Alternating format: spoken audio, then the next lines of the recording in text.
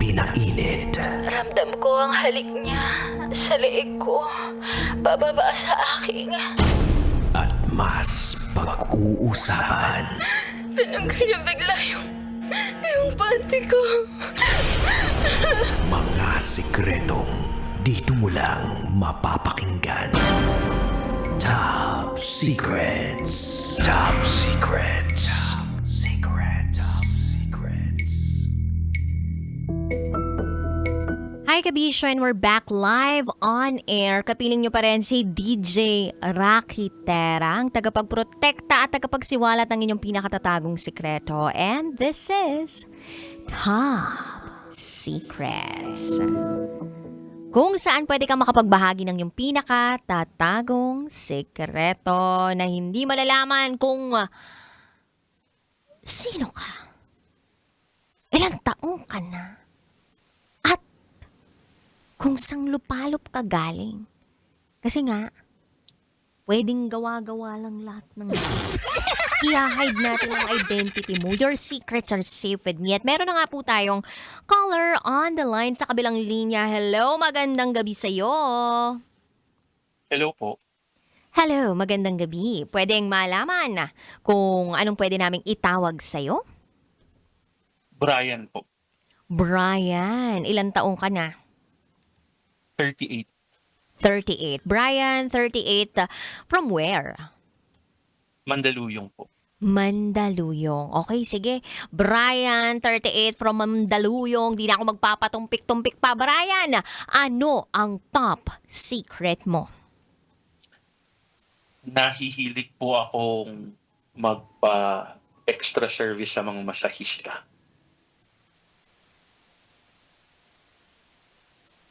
Partnered ako. Mhm. May partner yun ka? yung 4 years na po kami, kaya yun yung biggest secret ko right now. Kasal na kayo ng partner mo? So I'm part of the LGBTQIA+. Okay. Okay. Yes. So, may partner ka at hindi alam ng partner mo na you pay for extra service sa mga massage or Yes po. parlors. Oo. Pati home service din. Nagpapa-home service ka rin? Opo. Okay. Paano nangyari na napunta ka sa ganong klaseng situation? Like, how did it start?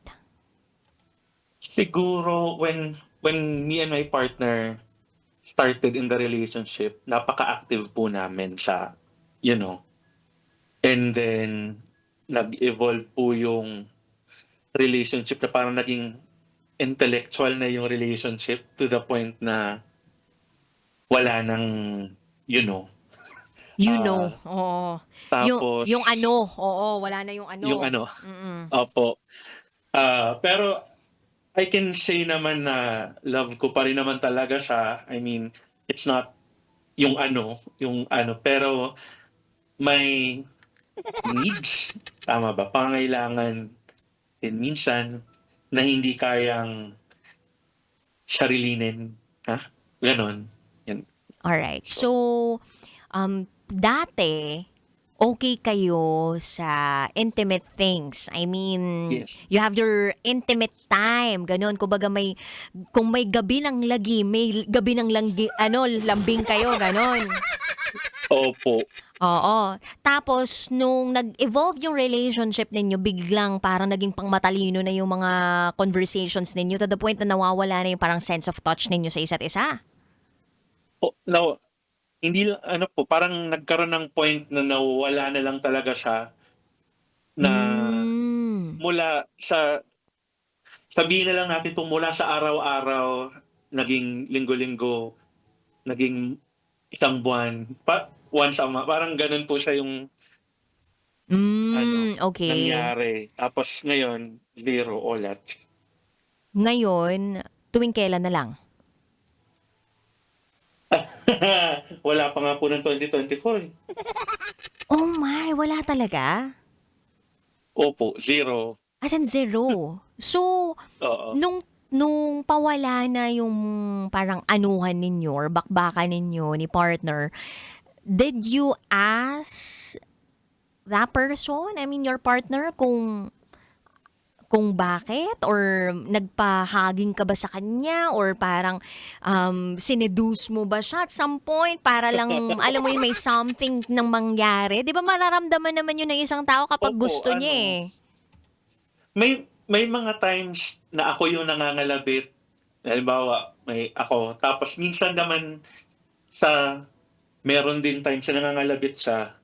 Pero parang hindi po nagkakatugma yung timing, kumbaga. Sa work din po, kasi day job siya. Ako kasi sa gabi naman in the call center. So parang hindi nagkakatugma yung kailan nagiinit, kumbaga, Mm. individually. Pero may days off kayo. Hindi sabay. Siya Monday, Tuesday, ako weekends. So hindi talaga kami kailangan planuhin, kumbaga, yung huling kumbaga was Christmas ng 2023 kasi parehong off. Parang gano'n. Okay. Parang Pero parang kung openly, monthly magiging yearly ata. oo nga eh, hindi kaya New Year kayo? Aray ko nga po. Pero Baka openly, na-communicate mo na itong need mo na ito sa kanya. opo. Parang nag-aano naman din na and we both give assurances naman na parang nasa sinasabi niya, o baka maghanap ka ng iba. Nagaganon siya na kasi nga walang nangyayari. Or gano'n. Ako naman, si sinungaling, admittedly parang, hindi, okay lang. Pero, ayun nga, parang I got that outlet. And doon ako na pariwara ba? I don't think so naman. Kasi I think I really love him pa rin naman. Parang, that's nothing, kumbaga. Mhm. Hindi naman just the least. Yeah, I'm trying to be kasi careful with my words. Sorry. Yeah. plus kasi may iba 'di ba ang sinasabi nila parang, okay kailangan mo lang talagang ayusin kung ano yung pangangailangan na meron ka but wala kang emotional connection dito sa mga taong gumagawa nito Mm-mm. sa'yo. And yun yung part na hindi masyado raw scary.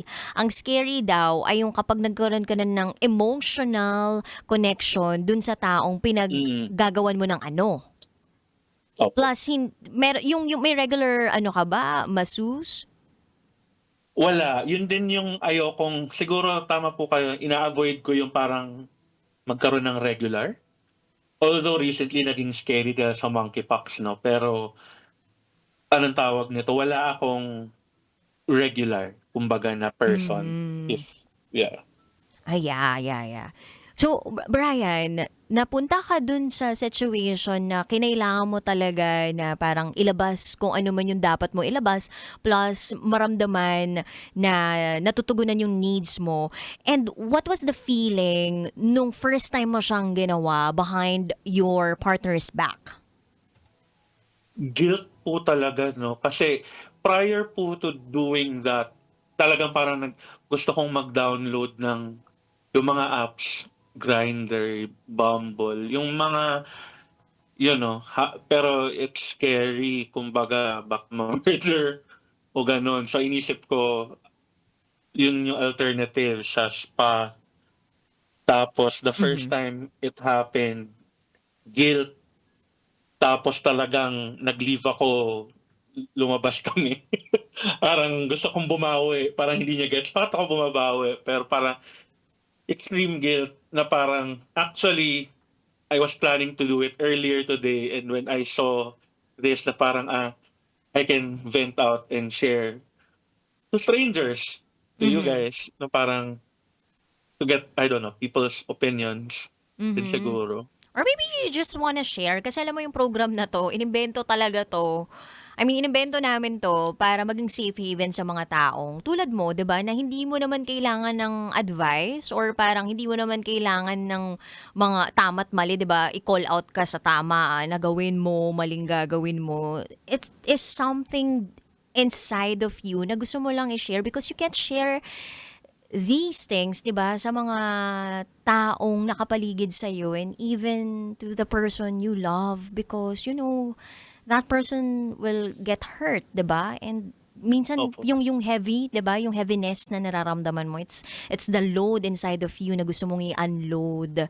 And darating Mm. din yung time feeling ko naman na ano, you'll surpass this and you'll navigate dito sa pinagdaraanan mo na ito. And anyway, mabalik tayo dun sa kinukwento mo kanina. So, may guilt ka naramdaman nung first time mo siyang ginawa. Tapos, how frequent ka pumupunta sa mga spas? Ah, parang hindi naman siya parang schedule or what, pero parang nagiging siguro every 2 weeks na din since April, gano'n. This year ka lang nag-start. This year lang din po kasi nga parang give chance, parang inaano ko na parang baka naman ma-seduce or may magawan ng paraan Oo, baka pwedeng know. maglagay ka ng sa sarili mo, icing, 'di ba? Yung parang isang araw magkakape Bumili na kayo. bumili na nga po ako ng Robust tsaka yung pa 'tong isa Maxman nilagay sa shake niya, 'di pa din. Talaga? Bumili ka na ng mga kung ano-ano na Hindi gano'n? naman totoo. Oy, sarili mong opinyon yan Okay guys, hindi po yun nagre-reflect dun sa stasyon namin Kasi may mga ads kami. Ay, sorry. Pero Ay, nako Brian. Anyway, so Brian, twice, every 2 weeks ka pumupunta parang sa mga spa since April. So, paano kayo nagkikita? And ano yung bonding ninyo together ng partner mo? breakfast madalas po kasi nga panggabi ako 'no, tapos siya naman day job. So, bago siya mag-work so tapos ng work ko ganyan, pagluto ng breakfast, ganyan, tapos kain together, manood ng something in the morning, ganyan. Alam mo, Pero walang may naisip ako bigla. Di ba magluluto ng breakfast? Di ba normally sa mga breakfast mayroong mga tapsilog? Di ba may laging itlog? na-try ko na rin po ata yung sa gusto niyong sabihin. Na-try nyo na yun? Pero wala pa rin? Hindi gumana. Opo, OMG. parang I mean, we go into very deep conversations about life, about things we want to achieve. Parang the relationship became that. And hindi naman, para sa akin, hindi naman importante talaga yon Mhm. yung pero parang hinahanap ko. Yeah, Pero, maybe it's because kumbaga yun yung physical needs mo na kailangan matugunan din niya. Pero wait lang, may question ako. Anong love language mo and anong love language niya? Receiving and sending. ako, ang love language ko, sending gifts ako eh. Maregalo, pasalubong, ganun po ako. And ako naman, quality time yung gusto kong Matanggap. yung for me receiving. For him naman, well, nagkatugma. Receiving niya yung gifts. Tapos quality time naman din yung sa kanya. And we try our best, I guess, naman. To Mhm. have quality time. Alright. Pero hindi lang nagkakatugma sa oras. And ayoko din naman ipuwersa kasi nga if there's anything, sabihan ko siya ba na mag-resign ka na lang or mag-resign na lang ako, hindi din. I mean, we're both in careers we love. Mhm. Yeah, yung careers nyo ba na yan na yung position ninyo simula nung magkakilala kayo o talagang nagkaroon lang ng Yes. change of direction nung nag-grow yung relationship ninyo as time goes by? Same work. Na-promote na kami. I think na we're good for each other din talaga kasi we got promoted in our work. Ganun. Talagang good naman yung effect namin with each other. Talagang feel ko, and then yung guilt siguro nanggagaling dahil hinahanap ko talaga yun. Plus, syempre, you're doing it behind his back, o 'di ba? Pero Totoo. eto. So kung sakali lang malaman niya one of these days na eto nga nagpupunta ka sa mga massage parlors or spa to get extra service, palagi mo, ano mararamdaman niya? To be honest, I don't know. But I well, for sure anger, disappointment.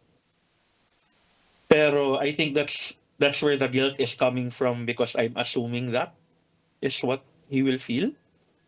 Pero I don't want to find out. Uh, But are you ready? Just in case, alam mo yun, shit happens and biglang mag-blow up lahat ng ito, malaman. Are you ready to face everything? I mean, are you ready to face the consequences? adult naman ako eh. I mean, naging decision ko. So, I want to say yes, but I'm afraid. Yes, pero wag. Oh, wag naman sana, 'di ba? Baka naman makalusot pa. Pero yung statement niyo na yun na parang baka makalusot pa. It's like parang, it's that guilt eh, na parang nakakalusot kasi ako eh. Parang iaano ko na lang. Pero when I look at him, sometimes, and like right now, I'm alone sa bahay namin kasi umuwi siya sa probinsya nila sa Bicol. So, wala ang tao sa bahay. And then parang, the guilt is eating me but may needs ako na parang, and baka nga makalusot. Pero yung me thinking na baka makalusot parang, wait, negative nga to, no? Masama itong ginagawa ko. Pero wala naman akong attachment. Parang ganun po yung internal monologue, dialogue, ano ba tawag doon? Na It's a parang, battle between it's a battle inside your yes. inside your brain. Na ito yung sinisigaw ng isang parte ng pagkatao mo, pero yung isa naman, ito yung sinisigaw na parang may mali. Tapos yung isa naman, hindi, wala naman siyang attachment eh. So, ba't ka mag-guilty? Yung mga ganon. So, Bri, eto pa, may question pa ako sa'yo. Ano yung mga dati nyong ginagawa na completely nawala? I mean, ano yung mga dati nyong unang ginagawa na nagpa-spice up aside from this, Yung, ano yung mga hindi pa nagagawa? Like yung routine ninyo, ano yun? Ano yung mga yun? yung mga, isa din sa mga nawala siguro is, yung spontaneous na tara, gala tayo. Kasi siguro nga as he got promoted and I got promoted, everything has to be scheduled. Parang gano'n na yung nangyari na like dati, o tara labas tayo sa Sabado, ganyan. O magpapalit ako, sige. Parang gano'n, but as we na-promote ako, naging manager ako, naging bistor siya, naging mga gano'n yung hindi na ako pwedeng basta-basta Mawawala, 'di ba? mawala na lang. Oo, kasi kapag Ganon. nawala ka, parang ang daming biglang tambak ng trabaho. Tsaka, di ba, parang sa'yo na nakasalala yung buong kumpanya niyo. Parang, parang may ganong feeling. Hindi naman, pero oo, parang gano'n na parang maraming Mako-compromise. umasa, Yeah. mako-compromise. And then, hindi na din kami, I think, yung pinaka-basic na pinagka-enjoyan namin, yung tipong lalabas kakain, yung going to new restos na hindi pa namin napupuntahan or yung mga tibong ugbo, ganyan, pupunta kami doon, dadayo. Hindi na namin magawa dahil sa oras. Nagpalit siya na, sisisi ko yung pagpapalit ng rest day niya. Kasi dati weekends din siya kasi. So I think it has something to do with that, but I'm not making an excuse naman for my actions na dahil doon. But, Oo naman. But it's worth yun a yung mga try, hindi ha? na I mean, nangyayari. it's worth a try na parang may baguhin dun sa sistema na meron kayo. Like yung routine na meron kayo. Parang kung may posible namang mabago dun, why not try, 'di ba? Kaysa naman sa parang patuloy ka na, 'di ba? Parang magilty na magilty at parang matakot ka na balang araw biglang mabuko ka ganyan. Kasi Oo nga. eto naman yun eh. Kumbaga, meron pa naman sigurong paraan na pwede ninyong parang kalikutin, 'di ba? Para lang magkaroon talaga kayo ng tugmang oras. Kasi mahirap 'yan. Gusto mo siya, 'di ba? Pero hindi naman siya deal breaker para sa Like what if forever na talagang ganyan? What do you think? I don't, it's not a deal breaker. Ngayon, Kasi malinaw naman. I cannot speak about the future. But I'm dealing with it yung sa ngayon na parang with and talagang kaya ko siya ginagawa ng paraan. Galing kasi ako, and I think yung sa akin is I don't think it is cheating because there is no attachment. I think yun yung guilt ko din, pero one part of me saying, no, that is cheating. But sabi ko, no, it's not. Parang gano'n naman yung paglalaban sa loob ko na Yeah. And depende rin yan sa napagkasunduan ninyo kung clear kayo about it. Kasi, kumbaga, kung napag-usapan nyo na yan, what is cheating for you? Do you think yung ganitong mga bagay, cheating siya? Kasi kapag malinaw yan sa usapan ninyo, I guess, you can really differentiate what is cheating to what is not. Kasi ang point dyan is, hindi lang ikaw yung nagde-decide whether or not what you are doing is cheating or not. Kasi dapat si partner din, parang part din siya, 'di ba? Baka para sa'yo, hindi siya cheating, but for your partner, it's already cheating. So, doon na nagkakaroon ng parang mga masasakit sa puso, ganyan, alam mo na. So, ayun, I think you can really navigate etong mga nangyayari sa buhay mo as you go along, and I hope na makuha mo yung tamang what do you call this? Yung tamang presence of mind, yung tamang sense of discernment. Ayan, discernment yun eh. Yung discernment na hindi lang nagmumula sa brain sa brain na niregalo sa atin ng Panginoong May Kapal, kundi na nanggaling talaga kay Lord, 'di ba? Na klase ng Opo. discernment. Yun. So anyway, may gusto ka bang mensahe na ibigay sa kanya? Ngayon. siguro tulog na yun eh. But, Malay mo naman kung bukas mapapanood niya to sa Love Radio YouTube channel. oo nga no. Go. Sorry. if Wait lang, I ano am- munang tawagan ninyo? Yun, wala kaming tawagan. Pangalan. Pero of course, hindi ko siya tatawagin sa pangalan niya. Oo naman, sabi mo lang, hoy, ganyan. Okay. Hoy. Oo, yan. Hoy, sorry. Dahil hinahanap ko sa iba-ibang tao yung pangangailangan ko, and sana papag-usapan natin pag may courage na ako enough to say, and mapatawad man ako, hindi, hopefully I get the courage to be honest to you. Pero love kita, at walang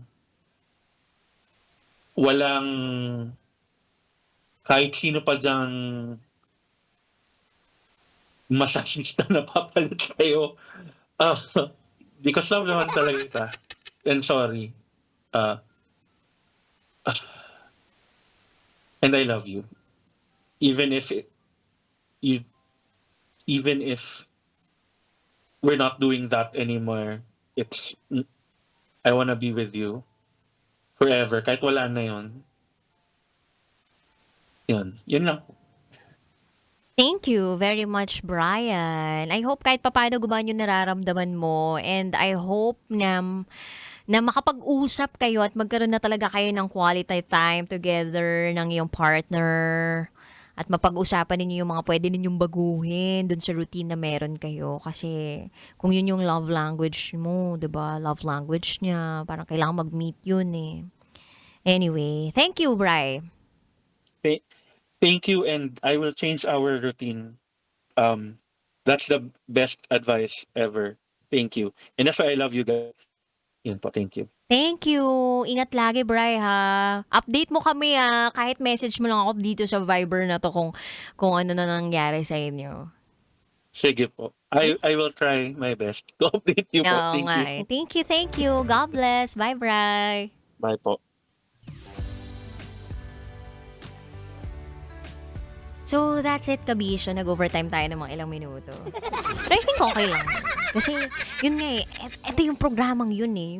Yung tipong, pag meron kang dinadala, sobrang bigat nung sekreto mo. Tapos, Hindi mo siya basta-basta ma-share sa mga kaibigan mo, kapamilya mo, or even your loved one kasi siya yung involved, diba? Ito yung programang yun. This is your safe haven. Ito yung klase ng programa na hindi ka naman huhusgahan, bagkus ikaw ay papakinggan. Pero syempre, ako am not an encourager or tolerator of cheating, diba? And it's up to you guys, diba, sa partner mo, between you and your partner, kung paano nyo dinedefine yung cheating. And that is very important during, determining, diba, dun pa lang sa start of your relationship. Ano ba para sa kanya yung cheating? And ano ba para sa yung cheating? And you have to understand each other pagdating sa definition ninyo of cheating. Kapag may nag-reply ba sa kanya dun sa social media ng I love you too, cheating na yon. Kapag nag-like ba siya, nag-heart siya ng mga pictures sa mga babaeng naka two-piece, cheating na yon. Kapag nakipag-usap ba siya sa lalaking may asawa na tapos umakbay sa kanya, cheating na ba yon? You have to be very clear dun sa mga ganong klaseng difficult conversations. Kasi dun pa lang malalaman mo na yung boundaries na meron siya, yung limitations mo, at marerespeto mo, ma-acknowledge mo kung saan siya komportable.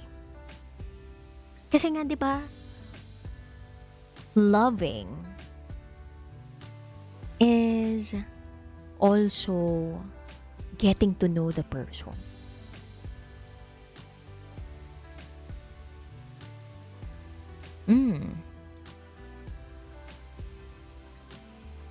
Knowing the person is equivalent to loving.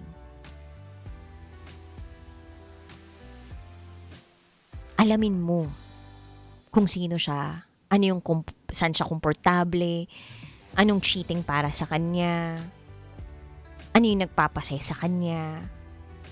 And it's a never-ending process. Every day, may dinidiscover ka about that person you love, you claim to love. And it should never end sa first year ninyo, second year ninyo, third year ninyo, fourth year.